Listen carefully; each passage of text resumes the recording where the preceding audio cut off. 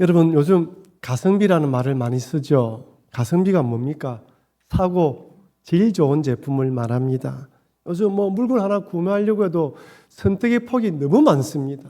똑같은 제품이라도 그 몇천 원 차이로 또 기능이 다르고 또 제품이 다릅니다. 그래서 가성비를 좋은 것을 사려고 합니다. 싸고 질 좋은 제품, 또 파는 사람도 싸고 질이 좋다고 이야기를 합니다. 어떤 물건을 구입할 때는 인터넷으로 검색하고 또 현장에 직접 보고 후기도 읽어봅니다. 옛날에는 그냥 마음에 먹은 대로 그냥 가서 사면 됐는데 이제는 하나 구입하기까지가 마음을 많이 써야 되는 거예요. 때로는 피곤하기도 합니다. 앞서 언급한 것처럼 물건을 파는 입장에서는 싸고 좋다는 것을 강조합니다. 참 좋은 제품이라 이야기를 해요.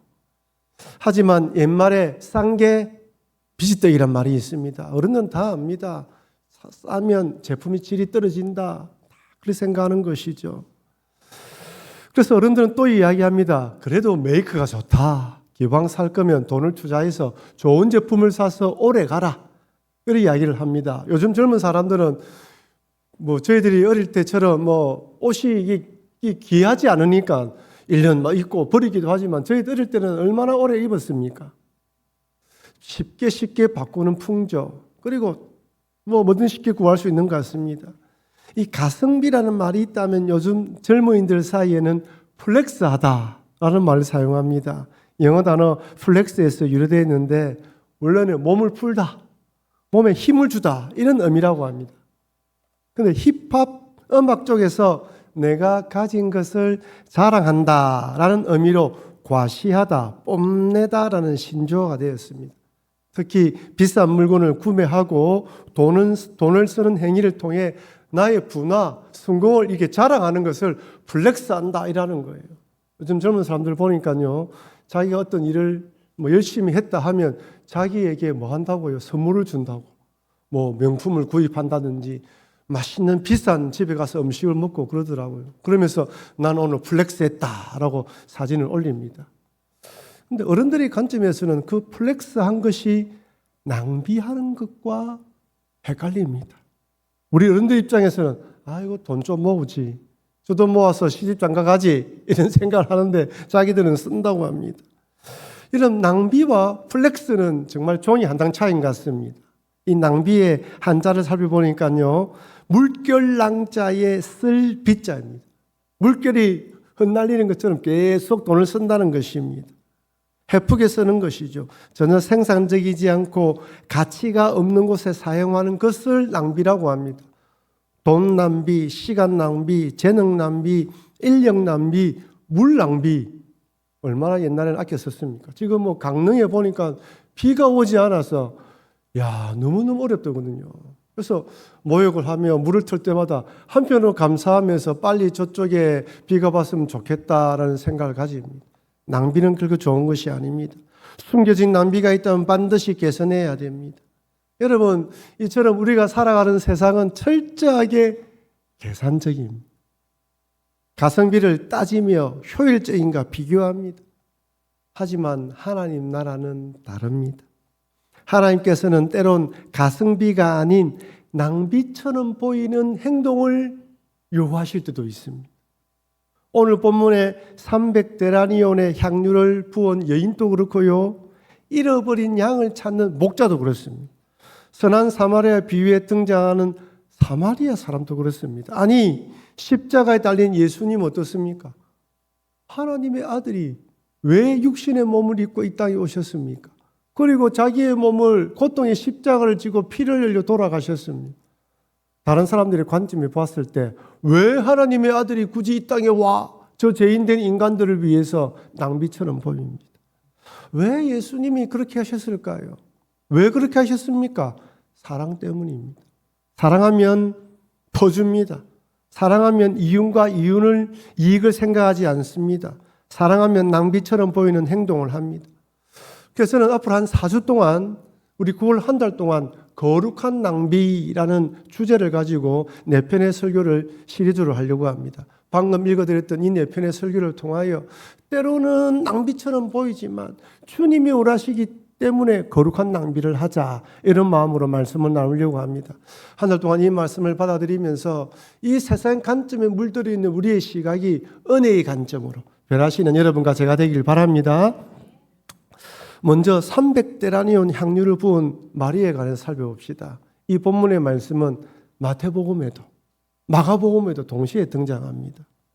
마태복음에서는 이렇게 이야기합니다. 마태복음 26장 6절 7절 말씀을 같이 읽도록 하겠습니다.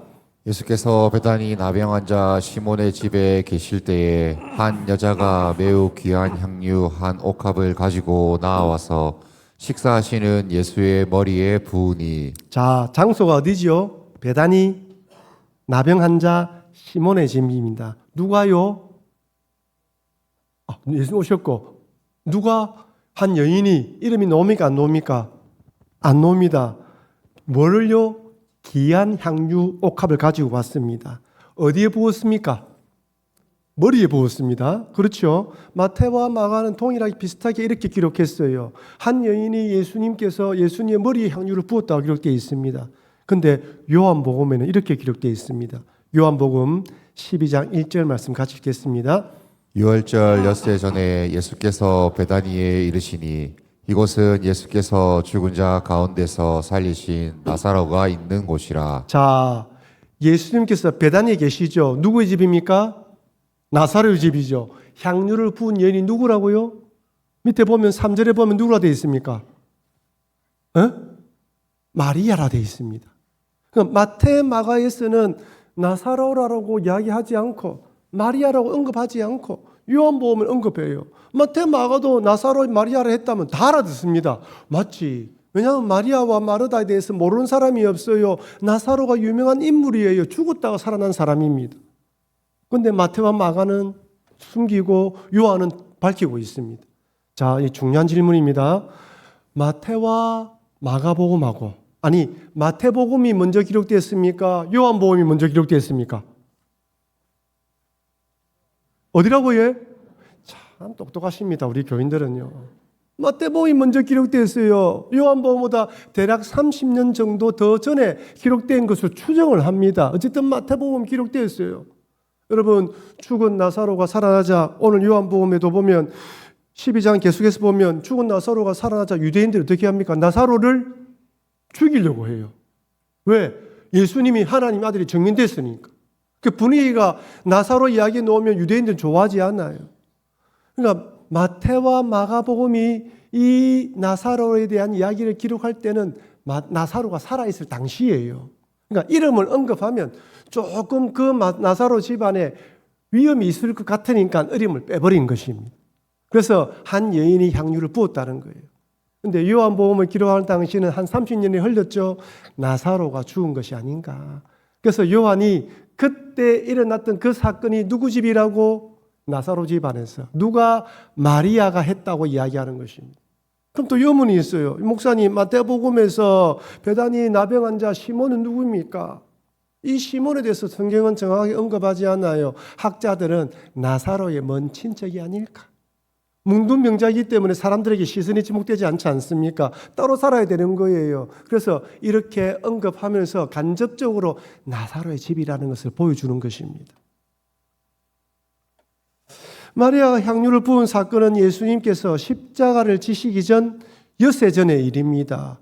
조그만 엿새 후가 되면 십자가에 달려 돌아가셔야 돼요.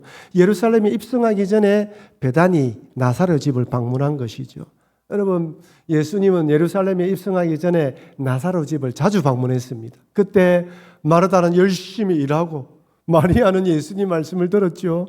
오늘 또 동일하게 반복됩니다. 이제는 뭐가 달라졌습니까? 이전에는 죽었던 오빠가 이번에는 죽었던 오빠를 살리시고 난 뒤에 오는 예수님을 만났어요. 얼마나 기쁠까요? 온 동네가 잔치입니다.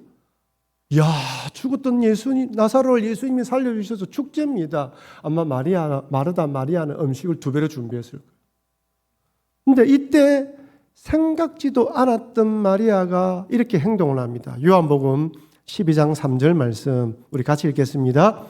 마리아는 지극히 비싼 향유 곧 순전한 나드 한 근을 가져다가 예수의 발에 붓고 자기 머리털로 그의 발을 닦으니 향유 냄새가 집에 가득하더라. 여러분, 향유 냄새가 집에 가득합니다. 향유 냄새가 막 느껴지죠? 온 지금 교회 안에 향유 냄새가 나지요? 여러분, 귀한 향수는요, 한 방울 떨어뜨려도 냄새가 쫙 퍼져나가요. 지금 온 집안에 향유 냄새가 가득해요.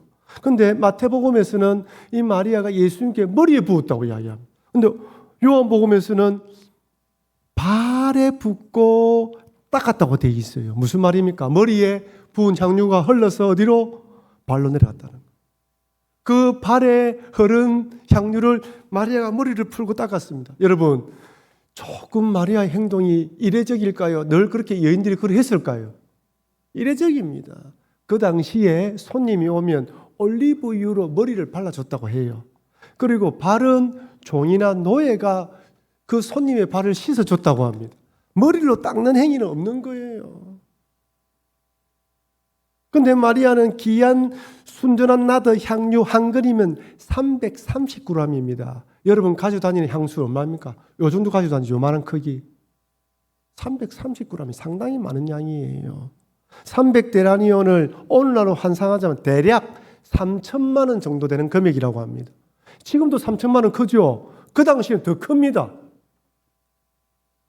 이런 마리아의 헌신은 세상의 계산법으로 볼 때 이해할 수 없는 행동입니다.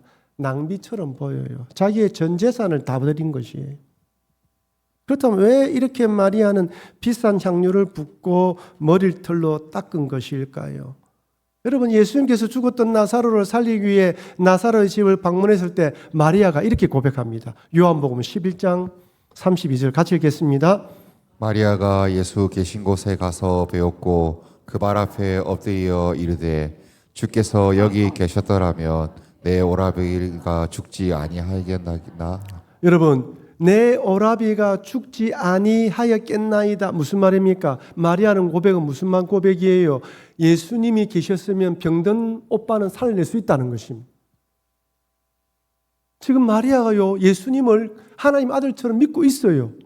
근데 지금 주님 마리아의 믿음이 어디까지 가기를 원합니까? 죽었던 나사로도 살려내는 믿음이에요.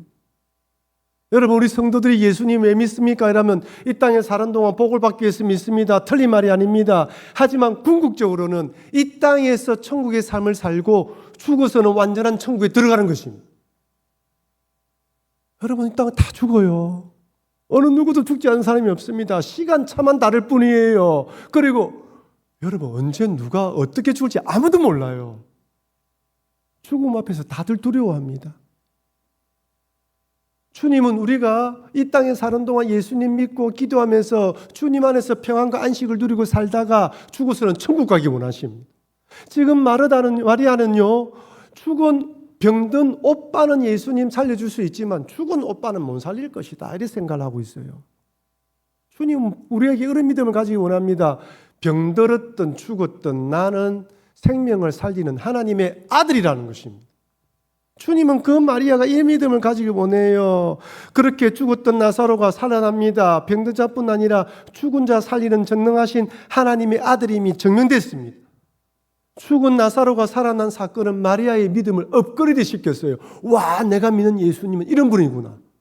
여러분, 죄송하지만 여러분의 믿음이 자꾸 업그레이드 돼야 됩니다. 내가 알던 이 믿음에서 더 성장하고 성숙돼야 됩니다.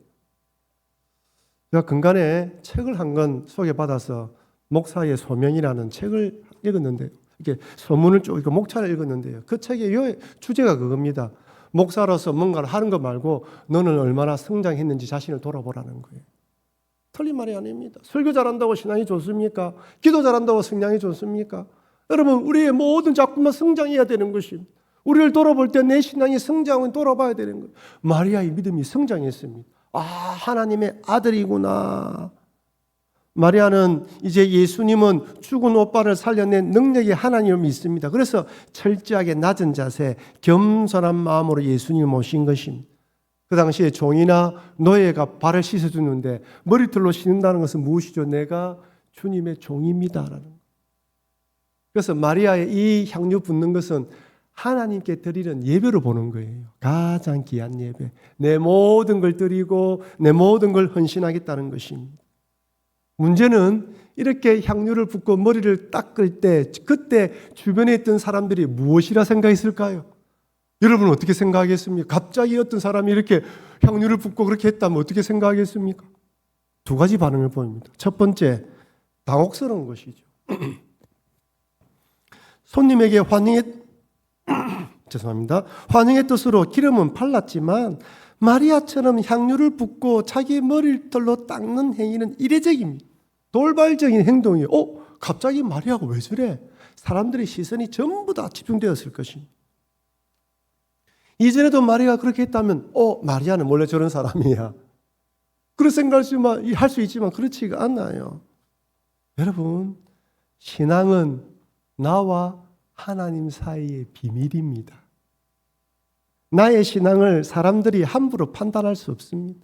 물론 얼마든지 신앙 좋은 척, 믿음 좋은 척 할 수 있지만 오래가지 않습니다.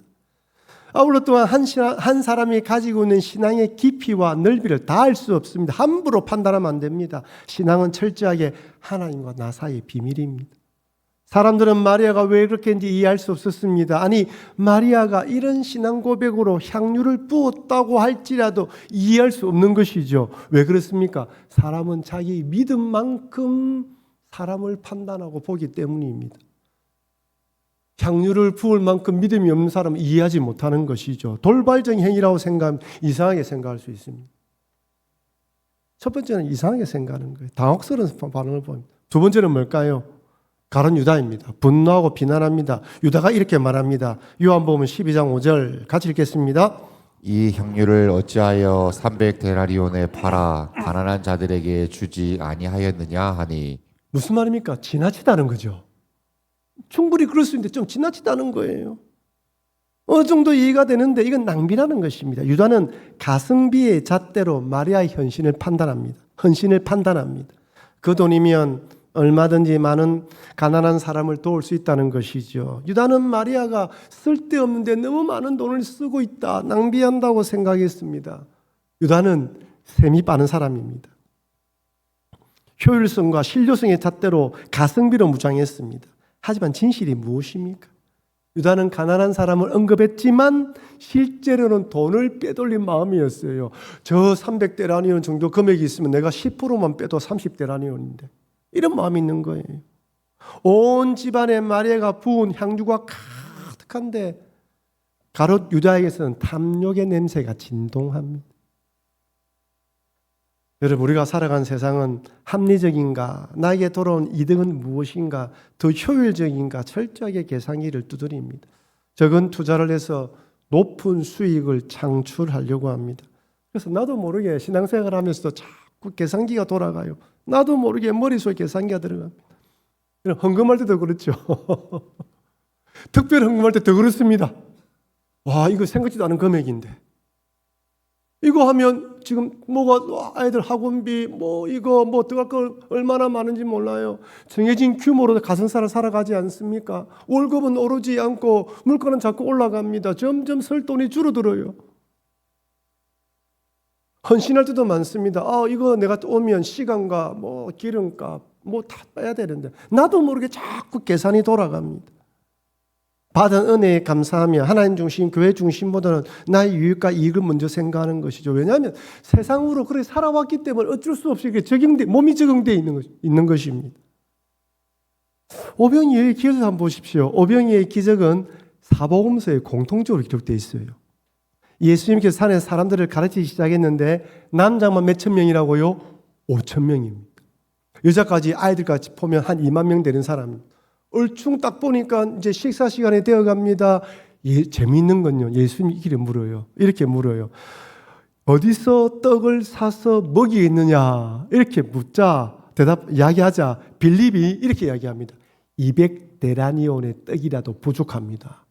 빌립이 머리가 잘 돌아가요. 딱 돌아보니까 윤곽이 나옵니다. 이 정도 먹이려면 200데나리온이 필요하다는 거예요. 계산이 빠른 사람이에요. 수치에 빠른 사람이죠.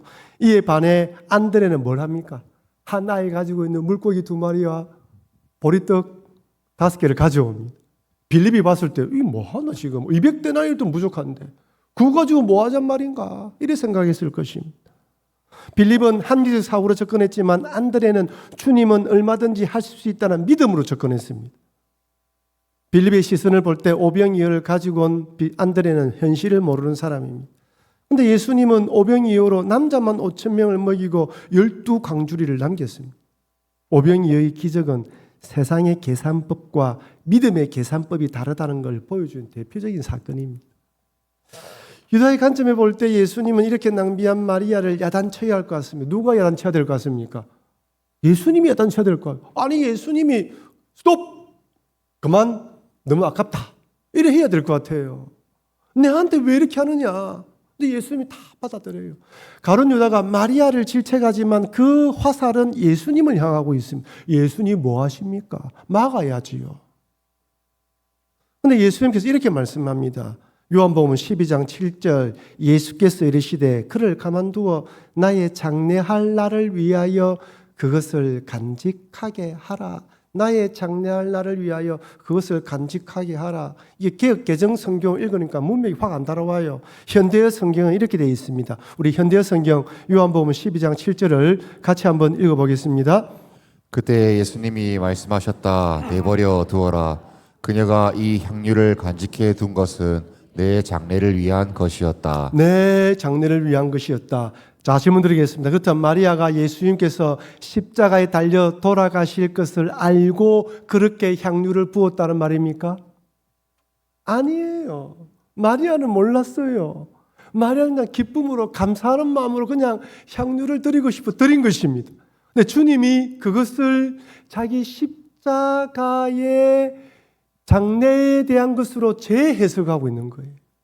여러분 때로는요 우리는 아무 생각 없이 헌신하고 물질 드리고 몸으로 봉사했는데 그것이 주님 몸된 교회를 세워가는 귀한 일로 주님이 재해석하실 때가 있습니다.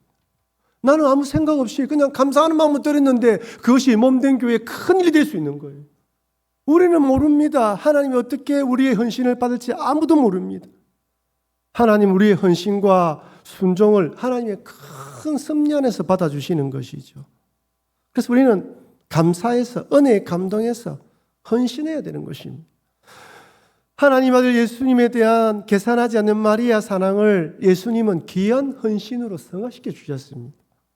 그러면서 또 이렇게 말합니다. 요한복음 12장 8절 우리 같이 읽겠습니다. 가난한 자들은 항상 너희와 함께 있거니와 나는 항상 있지 아니하리라 하시니라. 무슨 말입니까? 나는 곧 십자가에 죽고 부활하여 성천한다는 거예요. 내가 이 땅에 있는 때는 한때라는 것입니다. 그리고 가난한 사람 항상 있다. 이것은 주님이 오실 때까지 가난한 사람들이 항상 있기 때문에 늘 돌봐줘야 된다는 것이죠. 그거는 변치 않다는 것입니다. 그러나 주님에게 헌신해야 할 때도 있다는 것입니다. 여러분 죄송하지만요. 병원에 입원하면요. 교회에 와서 예배드리고 싶어도 예배드릴 수가 없어요. 여러분 죄송하지만 기력이 세해지고 요양병원에 가시게 되면요. 이게 예배드리는 때가 얼마나 은혜로운가를 깨닫고 늘 사모하게 됩니다. 그래서 저도 그 지난 주간에 요양병 계신 어르신들 다 한번 신방을 했는데요. 제 손을 꼭 잡고 안 놔주셔요. 헌신할 때가 있습니다. 물질도 있을 때가 있어요. 물질도 써야 될 때가 있습니다. 가난한 자들을 위해서 헌신해야 됩니다. 여러분 또 그를 필요한 자들을 도울 때가 있습니다. 나중에는 돕고 싶어도 돕지 못할 때가 있어요. 하지만 꼭 내가 아니면 안 되는 때 주님이 내게 감동을 주실 때가 있어요. 이 일은 네가 해라. 전혀 그렇게 생각하지 않았는데 그럴 때가 있어요. 그때는 기쁨으로 헌신하면 되는 것입니다.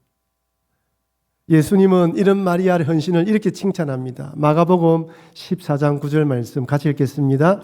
내가 진실로 너희에게 이르노니 온 천하에 어디에서든지 복음이 전파되는 곳에는 이 여자가 행한 일도 말하여 그를 기억하리라 하시니라. 이 여자가 행한 일로 말하여 그를 기억하리라. 마리아가 행한 일로 위하여 그를 기억하게 하리라. 주님 오실 때까지 성경에 딱 기록되어 놨어요. 본받으라는 것이죠. 여러분 물질 문명의 세계 사람 우리들에게 아무리 많은 물질을 줘도 부족한 것이 사실입니다. 어찌 그리 쓸 데가 많은지 몰라요. 저도 좀 돈이 많았으면 좋겠습니다. 도와달라는 데가 너무너무 많아요. 우리 목사, 우리 장로님들과 당회를 하면서도 우리의 현금화 물질을 어떻게 사용할지 늘 고민합니다. 합리적 사고, 효율성과 가성비가 효율적인 사고, 가성비, 그러면서 또 흘러넘치게 하는 사역에서 늘 고민인 것이죠. 때론 낭비처럼 보일 때도 있습니다. 그렇게 흘러보낸다면 뭔가 좋은 결과가 나와야 되는데 교회에서 하는 사역들은요, 당장 효과가 보지 않아요. 오랜 시간이 필요합니다. 또 되는지 안 되는지도 몰라요. 우리가 성교사님들 매달 얼마씩 후원해주고 그분들의 사역이 어떤 영향을 미치는지 우리는 아무도 모릅니다. 천국에 가봐야 알아요. 때로는 이렇게 재어본다 하더라도 이게 맞나? 가능할까? 이런 생각될 때도 있습니다. 하지만 정말 주님을 사랑하는 마음으로 하나님 나라 확장을 위해서 때론 낭비처럼 보인다고 할지라도 흘러보낸다면 하나님께서 알아서 해주시지 않을까라는 마음을 가지는 것입니다. 내 마음에 그에 대한 감사와 헌신의 마음을 주셨다면 때론 낭비처럼 보인다고 할지라도 사람들이 당한다 할지라도 왜 그러나 한다 할지라도 하나님께서는 기쁘게 받으신다는 것입니다. 사랑하는 성도 여러분, 우리가 살아가는 세상은 효율을 따지고 가성비를 따집니다. 그러나 하나님 나라 일은 계산대로 되지 않습니다. 사랑은 때론 낭비처럼 보입니다. 오늘 본문의 마리아가 예수님께 부은 300데나리오의 향유는 가룟 유다의 관점에서는 이해할 수 없는 낭비였습니다. 하지만 예수님을 향한 마리아의 사랑과 믿음에는 세상이 알지 못하는 가치 있는 헌신이 있었습니다. 예수님은 마리아의 향유를 자신의 장례를 준비하는 거룩한 행위로 승화시켜 주셨습니다. 물론 지혜롭게 합리적으로 살아야 합니다. 하지만 주님을 위해서 특별한 헌신과 사랑을 표현해야 할 때도 있습니다. 이때 주님께서 나의 헌신을 기쁘게 받으신다는 걸 기억하시면서 거룩한 낭비를 하시는 여러분과 제가 되길 바랍니다. 그러면 주님께서 우리의 거룩한 낭비를 복음이 전해지는 곳마다 빛나게 만들어 주실 것입니다. 이런 믿음으로 살아가시는 여러분과 제가 되길 주의 이름으로 축원합니다.